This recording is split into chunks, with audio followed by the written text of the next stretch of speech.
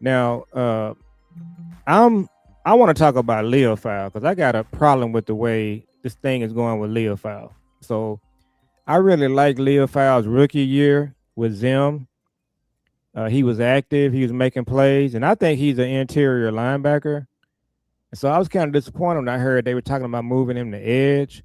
So I think he's kind of getting lost in the shuffle. But I think Leo Fowl should be getting some snaps at Mike on that green dot. And so I want to get your thoughts on that. Yeah, I think last year was a lost year for him because I think his rookie year he made some strides, but then I don't know what happened with the coaching staff last year. I don't know why they didn't use him. He's a physical player, man. I mean, he doesn't mind contact. I think the more physicality in Dallas, the better. I trust that CP is going to put him in a position that's going to maximize his ability, man. So hopefully, you know, I just want to see more of him on the field. I want to see more physical players on the field. We've had enough of these linebackers with neck injuries, man. LVE and the other kid from LSU, because they make business decisions when they have that. They're just trying to stay on the field, Hmm. so they're not going to be real tough. They're not going to stick their neck in there, which is what a linebacker does. So no, I definitely like him, man. And I just kind of felt like they kind of did him wrong last year. Yeah, and so the other guy, Shamar James, that's who I was trying to talk Oh about. yeah, So Shamar James is in the mix. So look, I think the bottom line on the linebacker room is it's an upgrade. It's better. And so yeah. now Christian Parker has just got to, figure out the pieces of the puzzle. I was talking to Lou's take. Shout out to Lou, and we were talking about Leo Fowl. And so what I told him, I said, look, Jimmy Johnson, what he did when he came in the league, he was one of the first coaches to just rotate players.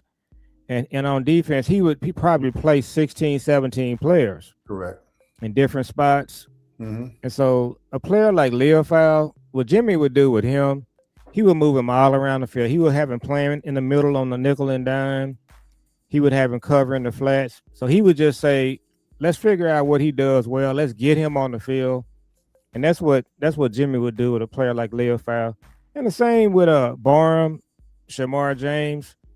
I think they can all kind of fit into what we're going to be doing, and just keep everybody fresh. So I feel really good about this linebacker core. The only part of our defense that I'm really kind of concerned about is the corner.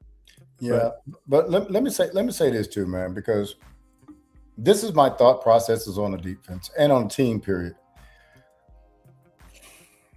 You if you want to build a solid uh, team and organization, be strong on the inside first, and then if you have to do the one or two, outside would be later.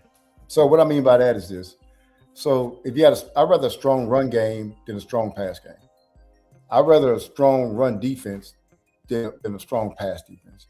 And what I'm saying is, if I have a weak run defense, then they're never going to pass the ball on me anyway. We saw hmm Green Bay kind of do that.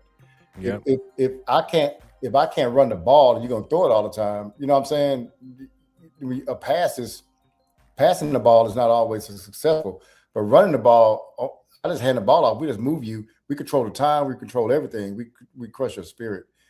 So the middle of the defense have been weak spots for the Cowboys. I thought last year and for years our safety room has been terrible, man. And yep. not a lot of people talk about that. We see cornerbacks get beat, but we're at the safety. So right now we've changed the safety room. Let's start at that level. We've changed it. We got more talented people in there. We got one of the most talented safeties to come out in years in Caleb. So then you go to linebacker room. It's not the best linebacker room, but it's much better. Would you agree, Joe, that it's Mm, much better than it was last year? it is. Yep. And so then you go to Clark and you go to Quentin Williams, and then you say, okay, who got better DTs than we do? We might have the best. We might have the best, man. So we have gotten stronger up the middle. And I'll just go to offense just for a little bit, right? So look up the middle. Look at the middle. What we got? We got BB and we got both the Tylers on each side. We're strong there, right? Hmm. And then hand the ball off to Javante Williams, who will run over you and run past you and do all. So we're strong on both of those. The reason why you got to be strong on those things, man, is when you go to bad weather places where you can't throw the ball to those two wide receivers, then you just got to run the ball. Well, we do well with that. That's what we do. The run game and the run defense travels. Passing game don't travel everywhere, man. And so I like the fact, and it's not exciting, right? Sometimes it's running the ball, it's stopping the run. It's not exciting, but it's winning football, man. And so I like the fact that we're going back to some old-fashioned type, defense. Hey, we're going to stop the run first, and we'll feed off that. So the cornerback position is one of worry, but if we handle our business everywhere else, if we're getting pressure on the quarterback, we're going to help them out. So, I'm looking with this defense. I'm just, and again, we have the advantage on the sideline. I think with Christian Parker now, we put a lot on him because he's not been a coordinator before. But I just like that we're bringing somebody, with some different ideas, some new, fresh ideas in, and he's motivated, man. Like I'll tell people this, and you can go after this, Joe. The two people that are the most motivated for the Dallas Cowboys as far as coaching is defense coordinator and offense coordinator. Why? Because they want to show and prove to the league that they can do this and be a head coach.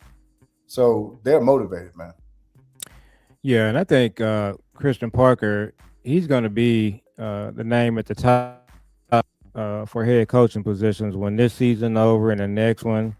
I told my friend today, I think the Eagles are going to try to get him as a head coach at some point. So it's going to be kind of interesting to see if he's done so well that he may be considered for the head coaching job here. I wanted to ask you, so what do you think? And I haven't heard him say. Yeah, I think he said he's still looking at it. Do you want him on the sideline or in the press box as a defensive coordinator, Christian Parker? Where do you think he would be best to be on that? Well, it depends on where he's more effective. I mean, if he's one of those motivating type guys and he can see things from the sideline, didn't do that. But if you got to be in the booth to see it, you know what I'm saying? Then that's because he may be able to see some things up there that, I see what they're doing, because he has a better viewpoint. So it just depends on what works best for him. It could be a couple of games in and he changes it. If he's on the sideline, he may go up to the top because he wants to see more of the changes and see what's happening. But if he's more effective down on the field, which I think he has a good rapport with the players, then he may be on the field. I can tell you this, man, like when I coached my son in Little League, it's a lot of times on the sideline. I don't know how to coach, but on the sideline, they would be doing some stuff like stunting and stuff like that. They'd be doing some different blocking because I was a defense coordinator. And my assistant coach had to come say, "Hey, man, you see what they're doing?" I said, "Nah, I don't really see it," because I just couldn't see it from that angle. It was just too many people moving. I couldn't do that. Mm-hmm. Some coaches can do it. They can see it like from the sidelines. But if I was up top, I would have been able to see it. You see what I'm saying? Yeah, and I think so. Dan Quinn was up in the booth. All of the 90s Cowboy defensive coordinators in the booth as well. I'm trying to think who have we seen anybody as a Dallas Cowboy coordinator on the sideline and do it well? Nobody comes to mind that I can think. I think most of them have been up in the booth, even Dan Quinn. Yeah. And then he had the assistant coaches. Now, and I was talking about this on one of our OG podcasts with what's the cornerback coach name that had to dress everybody like Al Harris? Al Harris. Al Harris, thank you. So I think one of the reasons that Dan Quinn was able to be up in the booth is because he had Al Harris on the sideline. Al Harris was the one that was talking to guys coming out the field, kind of doing the motivating thing. Correct. And so I'm wondering if Christian Parker goes that direction, because I've seen some of his assistant coaches in minicamp. They kind of got fired too. So he might have somebody that can bring that to the sideline while he's up in the booth. But I think, at this point, he hasn't really said on what he's going to do there. So on the offensive side of the ball, we got to talk about Guyton. We talked about this on the OG podcast too. I saw a couple of things that he did this week. He was at an event, and there's other offensive linemen there. They're all working out. I saw it too. Yeah. So I really like to see that from him. I think he's gonna, he's gonna be the man, and I think they're gonna just go with him as long as they can. Mm-hmm. I just think that, his build. He's so tall in the long arms. When guys got bend, they can beat you. And of course, my fam is Colin Simmons. Correct. Yeah.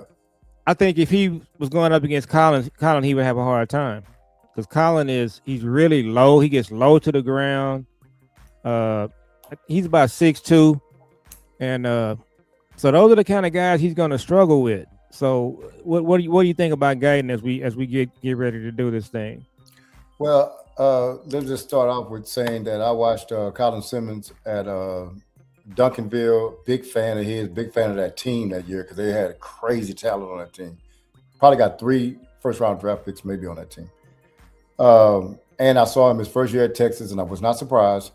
So it is not embarrassing to get beat by Colin Simmons, even if you're Guyton, because he's probably going to be a top 5 player when he comes out. I never liked – okay, so let's talk about this. When I saw him, I was like, God, he's built like a guy that don't work out. You know what I'm saying? Like he's built different. He's real tall, but I think I like the fact that they're putting pressure on him, put it that way. I don't need anybody that plays like Guyton. And to me, I don't think Guyton played as bad as everybody thought as everybody said they did. Everybody proclaimed he did. It's tough playing that position for one. You're going to get some really good guys every week. But I like them kind of saying, no, his position is up for grabs. Hey, he got to come out and play. We got this, Nate, what's his last name? Nate Thomas. Nate Thomas is on his heels and all that kind of stuff. That's good stuff. Go to these. You should be going to these camps, and you should be going to these lineman camps. You should be going getting better. You should be working on your craft. What I've seen so far, man, which I do kind of like, it looked like Shotty and the coaches got this team. And if that's the case, man, that is such a step in the right direction that that coaches are actually being ahead of this team. So I like the fact that they're putting pressure on him. Let me tell you something. You're not going to get Tyler Booker's all throughout the line. You know what I'm saying? You're not going to get that. So you're going to have some weak spots on the line. That's all it is to it. All these guys aren't going to be all pros. And you don't need everybody to be an all pro. You know what I'm saying? So that's why, like, when people get on to him, I'm like, like him and Steele. Like, those guys, we can go to the Super Bowl with Steele and Guyton. That's what I'm trying to say. Yeah, you can. There won't be the hindrance from us going to Super Bowl. But is there expectation for Guyton to get better? Yes, it is. So I watched Tuesday night. I watched the entire Kansas City-Dallas Thanksgiving game. I was pretty bored. I watched the whole game. So Nate Thomas started the whole game. I didn't know that. I thought I didn't remember Guyton missing that game. So it was Nate Thomas. And Dak really wasn't under any pressure. He was clean for most part. It was a terrific game. CD and Pickens, they couldn't cover him. So they had McDuffie, the corner from Kansas City. He got signed by the Rams. Yeah. And he couldn't cover George Pickens. They was killing him.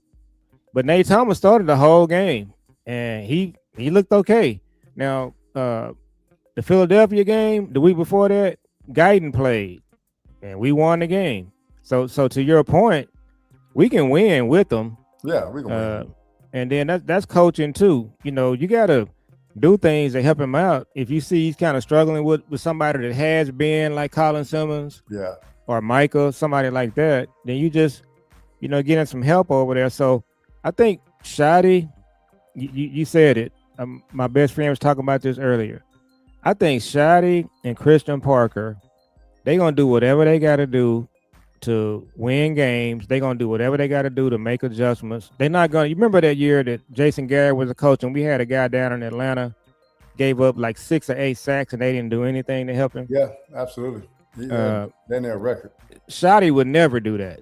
So I think with Shotty, and then you got, Clayton Adams and the offensive line coach, the name escapes me at the moment.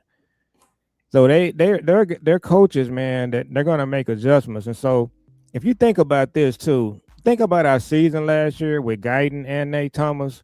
There never was a game where we just said, Dak is just getting killed. Did he get hit every now and then? Yeah, that's going to happen with any team.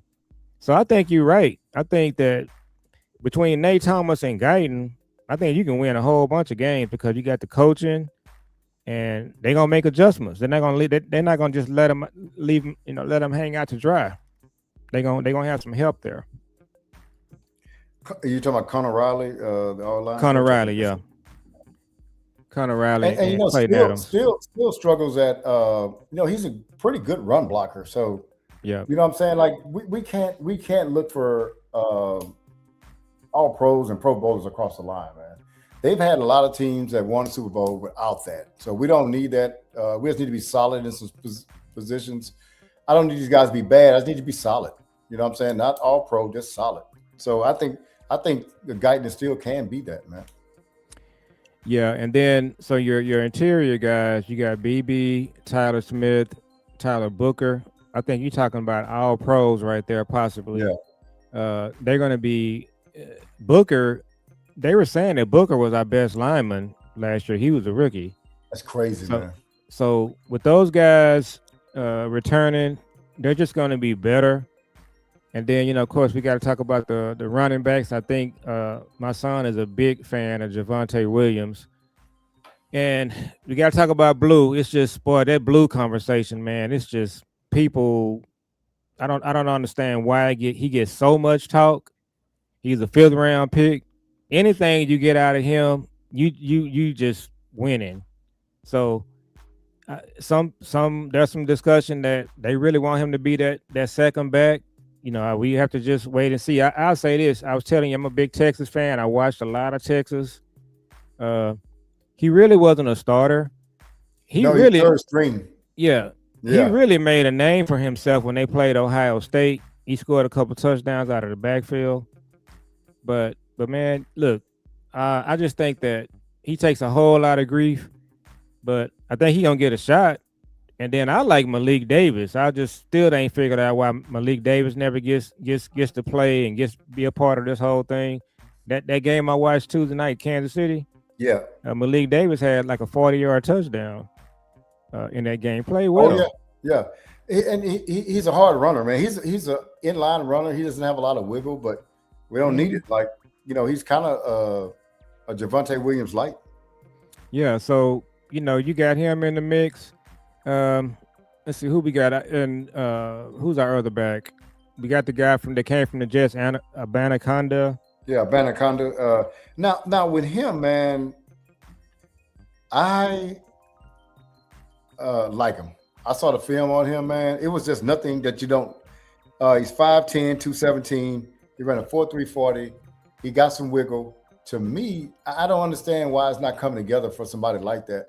And then, so this is also Chat and Joe. I'm just not looking at the measurables because they're great. I'm looking at when I saw him film. I'm like, this dude got wiggle. I mean, he's out running people. I mean, he's doing real well. He played for Pittsburgh in college.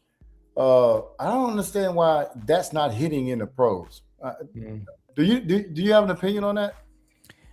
When you and Big Time were talking about him, I never actually saw him play. I had the same questions. Now, in this mini camp we just had, it wasn't a lot of talk about him. They did say that Malik Davis and Mafa were getting some snaps.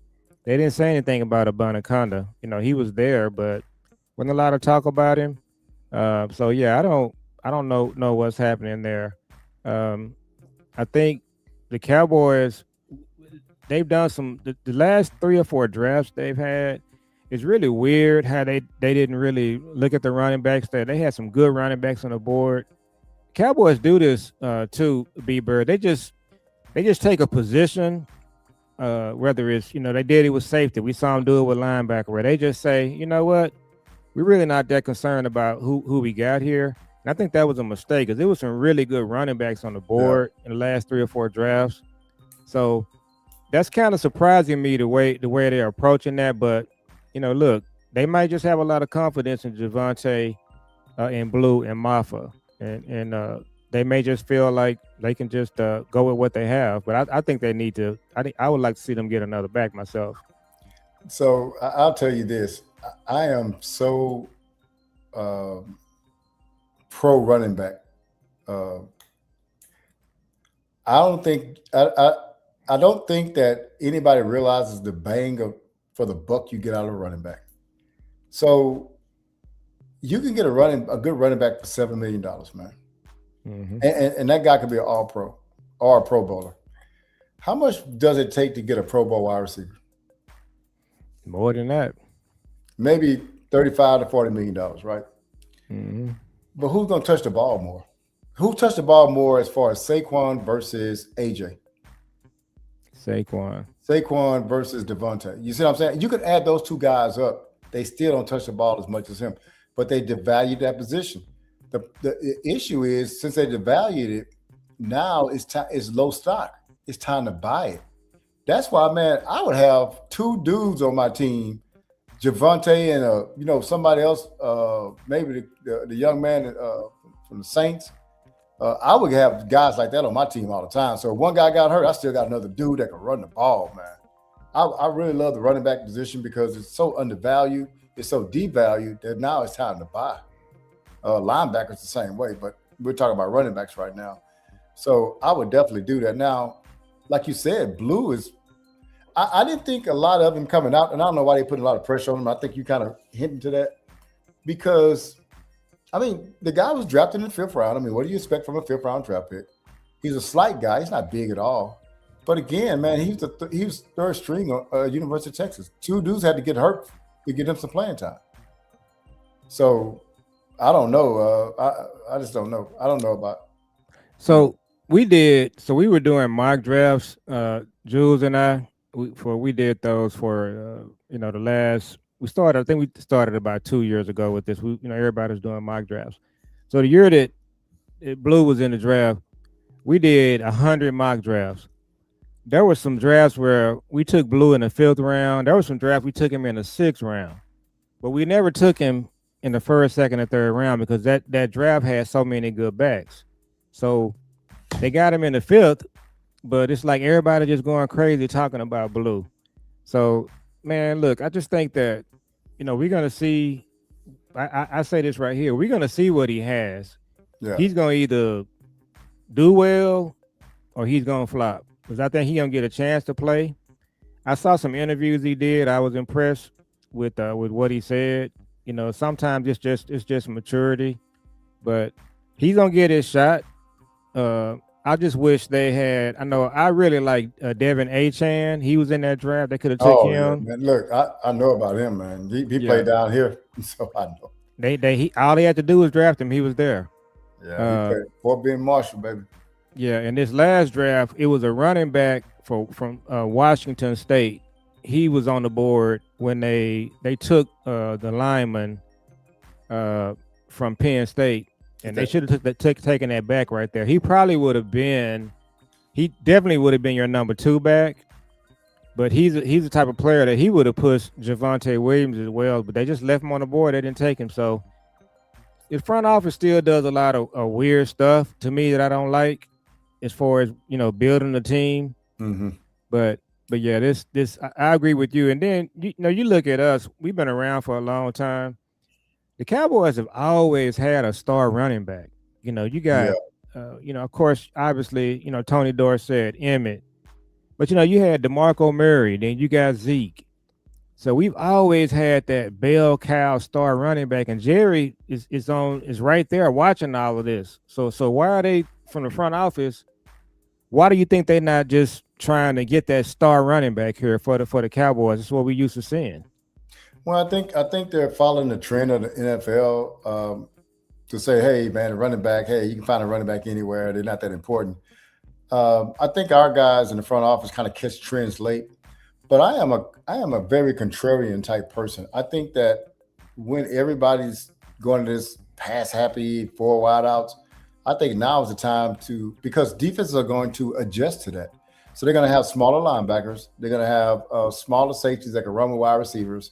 That can covering wide receivers, wide outs, tight ends, and all those guys is going to be of the premium. So what do? Well, since they're all physically set up to run and physically set up to pass, defend, and they're physically set up, mentally set up also for that. Well, now it's time to run the ball. Like this thing's going cycle. Like, yeah, you'll get so when everybody was just running the ball 3 yards in a cloud of dust, and then you bring out a passing game, you're gonna catch everybody surprised. You probably can win you some Super Bowls during that time. So if you even look back, man, you old enough to remember University of Miami Hurricanes, Florida State football.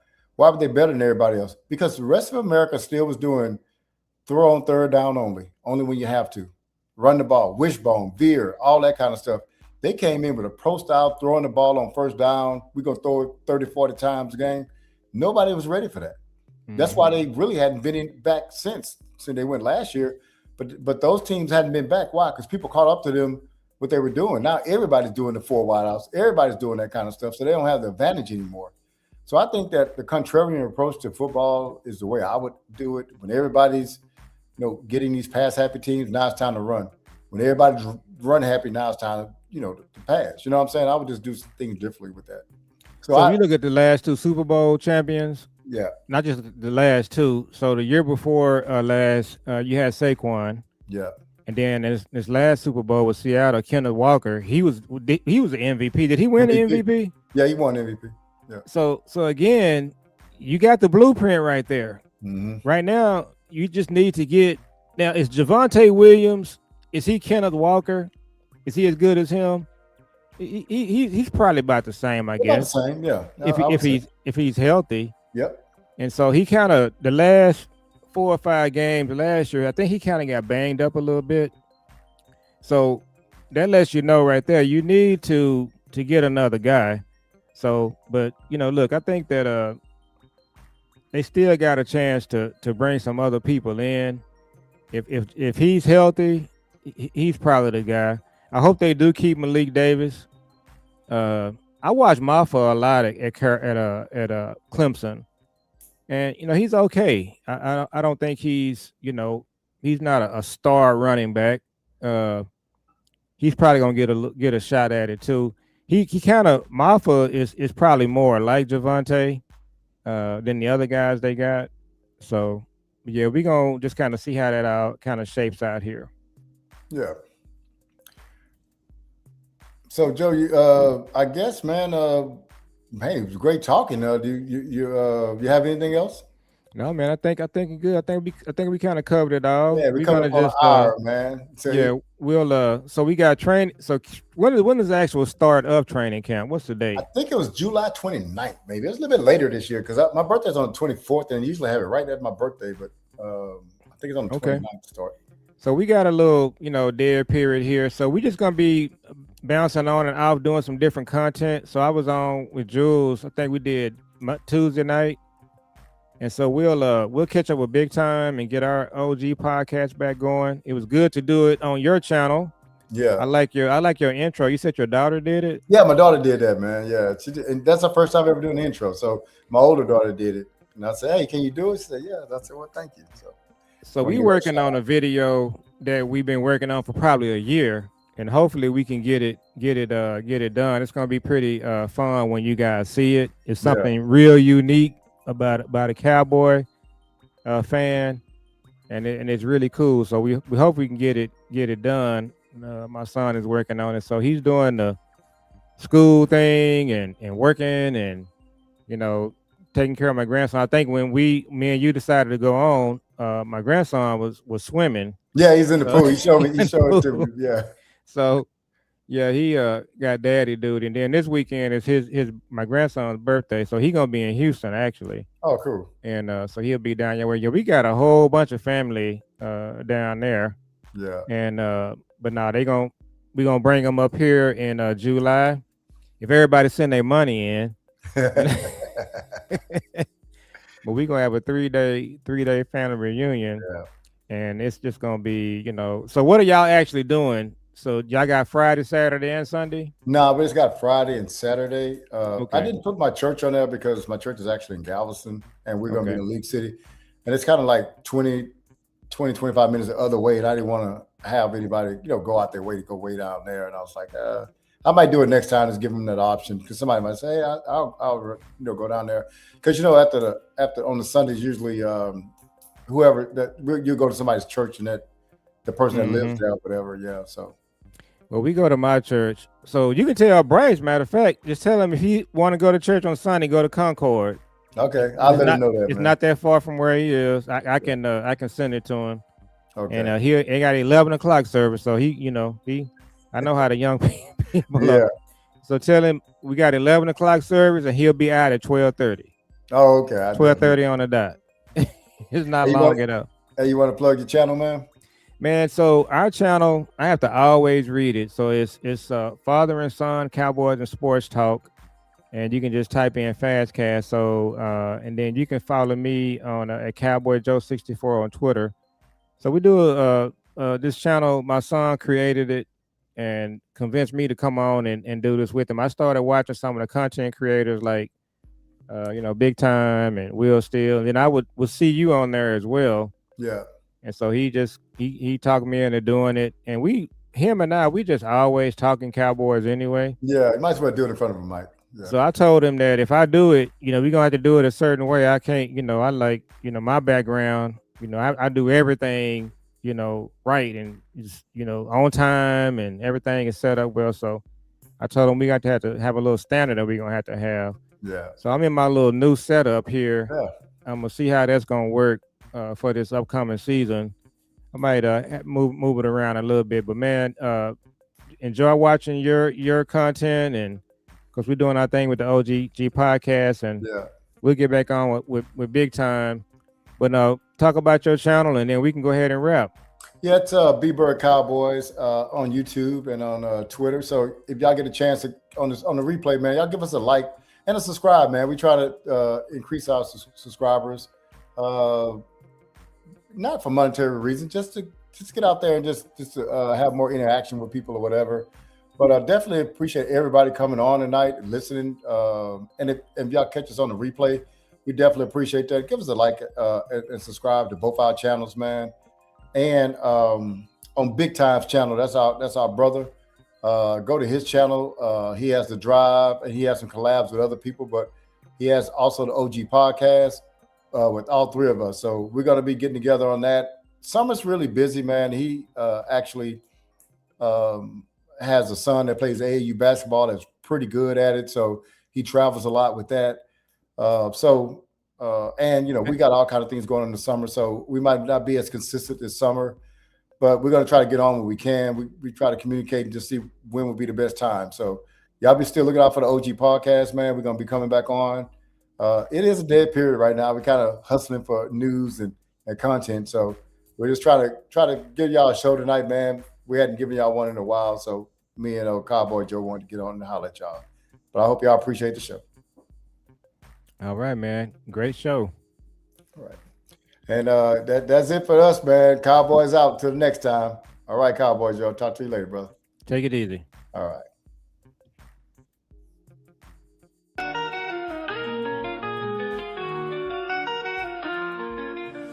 How you doing, Cowboy fans? This is Bird Cowboys. It's a great time to be a Cowboy fan.